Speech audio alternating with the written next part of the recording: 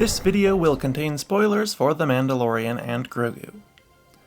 Star Wars Animation produces some fantastic ship designs, and it's always cool to see them adapted for live action with a much higher level of detail and greater realism. The Onaka Gang's circular Flarestar shuttle from the Clone Wars is one of the latest ships to get such a makeover, making its live-action debut in The Mandalorian and Grogu. Let's take a closer look. I'm Joey from Radio Free Coruscant, and this is the Flarestar-Class attack shuttle.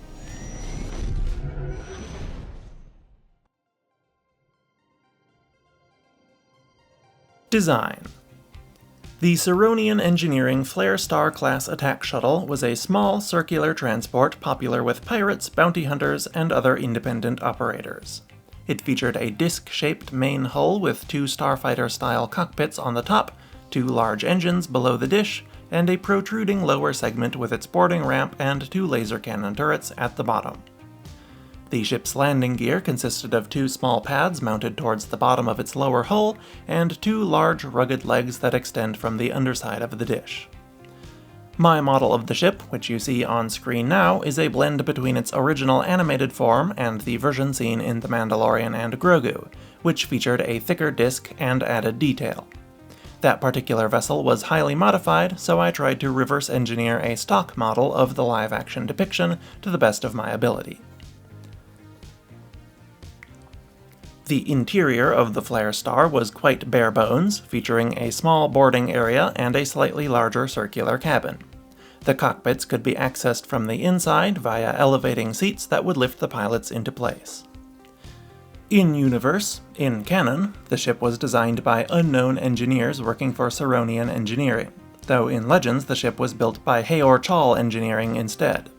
Its lower hull resembles the boarding section of the Heor-Chal C-9979 landing craft to me, so I like to think that Ceronian was a subsidiary of that company, or that they licensed the design from them.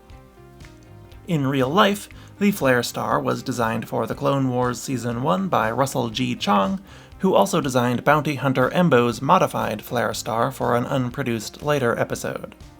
The live-action adaptation was likely done by Doug Chiang or Andrew L. Jones, but we have no way of knowing for sure. Specifications. The Flarestar-Class measured 22.6 meters long and wide by about 8.7 meters tall. It had a top speed of 1,175 km per hour and a Class II hyperdrive. It was armed with two laser cannon turrets and two proton torpedo launchers. The ship allegedly required 3 crew, but the pilot and the gunner would seem to have everything covered, so I'm not sure what the third guy would do. That number comes from an RPG sourcebook though, so it may just be a gameplay consideration and may not be accurate. Regardless, it could be flown by just one pilot if necessary. The Flarestar could carry 10 passengers, 20 tons of cargo, and 1 month of consumables. At a cost of 250,000 credits new, or 135,000 used, it was fairly expensive for its size and capabilities, but certainly stylish enough to be worth it. History. The Flarestar-Class was produced at least as early as 33 BBY, when one was used by a group of Weequay smugglers on the moon of Drazkel, which was then stolen by a trio of bounty hunters working with Darth Maul. Later, during the Clone Wars in 21 BBY, the Onaka Gang used several of these ships for their pirate activities, and carried them aboard their coincidentally very similar Corona-class armed frigate. One of their Flarestars shot down a shuttle carrying Senator Karras and Representative Binks on a mission to negotiate the transfer of the captured Count Dooku to Republic custody. Dooku then later stole the ship to escape. Many years later, in 3 ABY, the Onaka Gang, by then Sans Hondo, used their Flarestars to attack a rebel transport called the Spirit of Jedha. The Onaka Gang weren't the only ones to use the ship, however, as bounty hunter Embo used a highly modified Flarestar named the Guillotine as his transport for many years. He replaced one of the cockpits with a remote-controlled double laser cannon turret, and replaced the canopy on the other cockpit with a better armored version. He also installed a secondary boarding ramp for his pet Anuba Marok, a bounty cell inside the ship, and a remote control system to summon the ship to his location.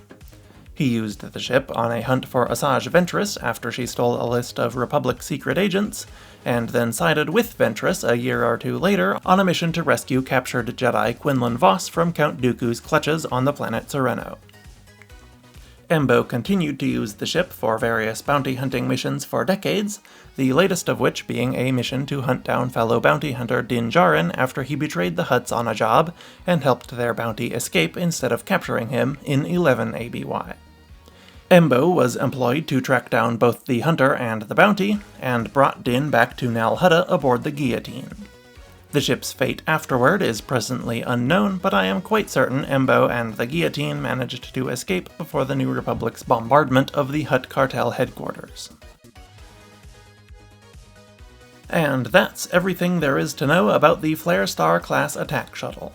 Please let me know what you think of this ship, and if you were happy to see one in The Mandalorian and Grogu.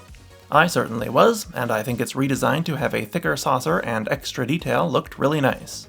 I can't wait for the movie to come out on Disney Plus so we can get a better look at this and the other interesting ships in it. But anyway, thank you for watching, and I will see you next week. RFC.